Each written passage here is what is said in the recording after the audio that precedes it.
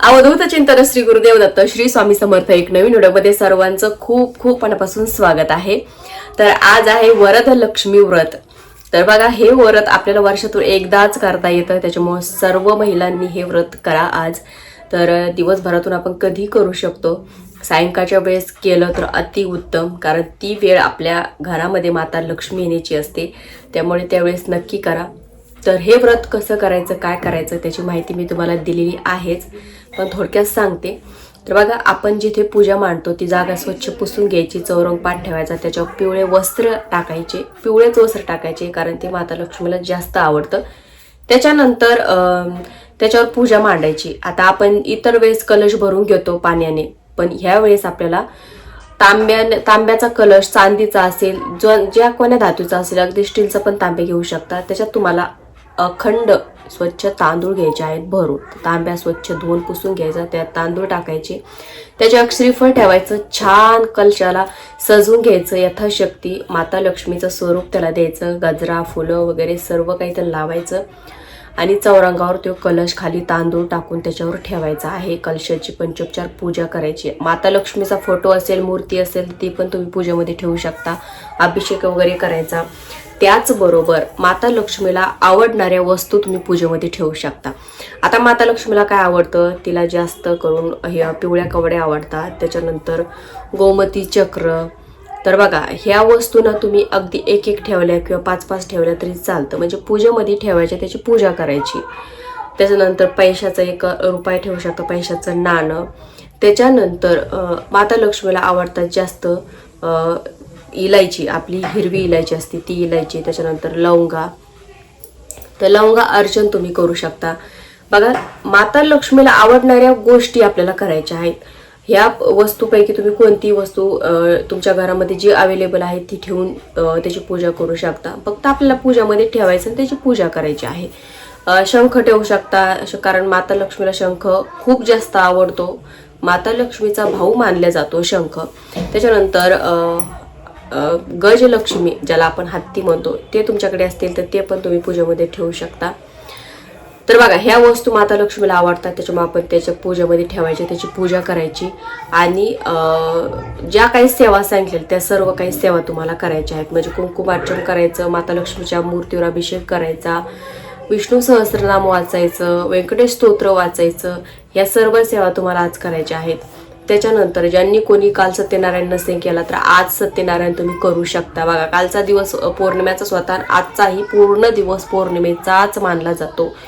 ज्यांना कोणाला काल उपवास नाही घडला त्यांनी आज उपवास करू शकता। म्हणजे दो आरती पौर्णिमा आल्याच्यानं आपला जास्त फायदा झाला, कारण आपल्याला भरपूर अशा सेवा करायच्या होत्या। कालचा पण दिवस खूप जास्त महत्वाचा होता, आजचा पण तितकाच महत्वाचा आहे। त्याच्यामुळे काल काही सेवा जर अधुऱ्या राहिल्या असतील तर आज त्या कंप्लीट तुम्ही करून घेऊ शकता, म्हणजे पूर्ण सेवा तुमच्या होऊन जातात, काहीच तुमचं मागं राहत नाही। आज दिवसभरातून पूर्ण सेवा कंप्लीट करायच्या कालच्या अधुऱ्या राहिलेल्या। आणि माता लक्ष्मीची मूर्ती असेल तर बघा, मूर्ती असेल तर मूर्तीवर तुम्ही लवंगा अर्चन करू शकता, किंवा मूर्ती नसेल तर फोटोवर तुम्ही लवंगा अर्चन करू शकता। माता लक्ष्मीला सगळ्यात जास्त आवडणारी वस्तू आहे ही। जितक्या माता लक्ष्मीला कवड्या आवडतात तितकंच माता लक्ष्मीला इलायची आणि लवंगा पण आवडतात। तर आपल्याला काय करायचं, 108 लवंगा मोजून घ्यायच्या, तुटल्या फुटलेला अजिबात नसू नये, फूल असावं त्याला, पंद्या अख्ख्या लवंगा घ्यायच्या आहेत। आणि तुम्हाला माता लक्ष्मीचा मूर्ती असेल किंवा फोटो असेल, त्या फोटो मूर्तीवर तुम्हाला लवंगा अर्चन करायचं आहे। जसं आपण कुंकुम अर्चन करतो सेम तसं लवंगा अर्चन तुम्हाला करायचं आहे।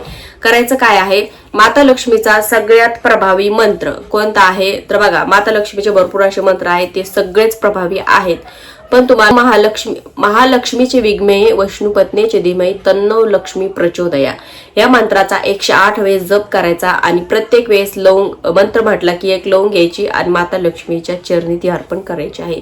याला आपण लवंगा अर्चन म्हणतो। माता लक्ष्मीला सगळ्यात जास्त आवडणारी सेवा, जितकं माता लक्ष्मीला कुंकुमार्चन आवडतं तितकंच लवंगा अर्चन पण तिला आवडतं। हे तुम्ही आज सेवा करायची आहे।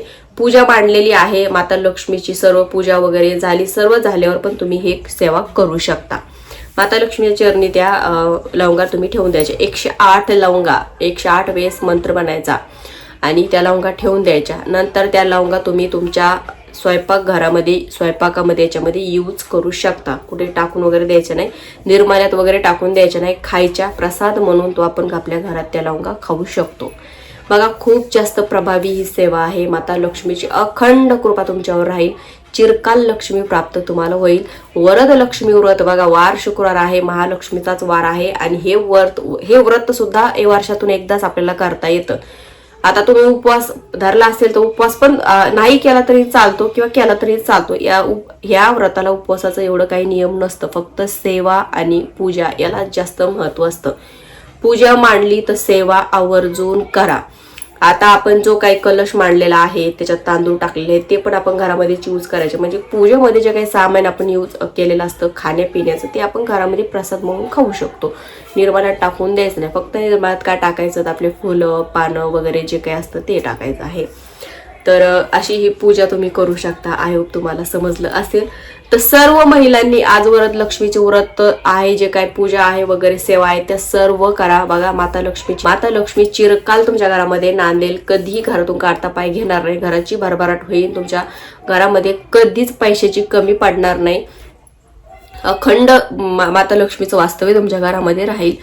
तर नक्की ही सेवा करून बघा. तर आय होप तुम्हाला समजलं असेल. तर आजच्या व्हिडिओमध्ये इतकंच. व्हिडिओ आवडल्यास व्हिडिओ लाईक करा, शेअर करा, चॅनलला सबस्क्राईब करू नका. झालेली सेवा श्री स्वामी समर्थ महाराजांच्या चरणी आणि परमपूज्य गुरु माऊलींच्या चरणी रुजू करते. श्री स्वामी समर्थ.